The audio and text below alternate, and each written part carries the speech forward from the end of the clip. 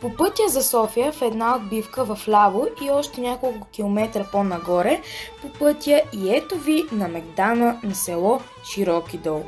Селото е разположено в широк планински дол, откъдето носи и името си. Оградено е от всякъде от планински ридове и възвишения, които разкриват прекрасна панорамна гледка към Рила планина и величествените й върхове, начело с Мусала. Река Палакария разположава селото на две части, а покрай него минава и още една река – Широкодолка. Освен уникалната природа, около Широки дол са изградени и красиви параклиси, кацнали на планински склонове в различни хълмове на селото. Те са прекрасно място за молитва, уединение, почивка или пикник. Параклисите могат да се посещават целогодишно.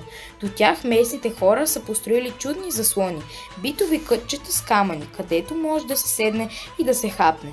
Заслоните са много добре поддържани. Всичко блести от чистота. Друго интересно свято място в село Широки дол е църквата Свети Николай Мираклийски, която е със статут на недвижима културна ценност. Тя се намира в североизточната част на селото.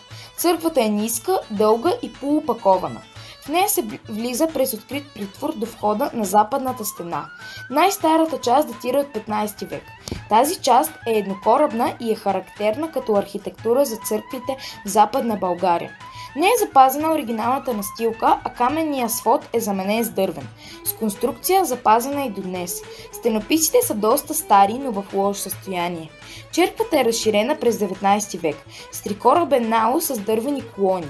Стария иконостас е заменен с нов, отворена е за посетители само за празници.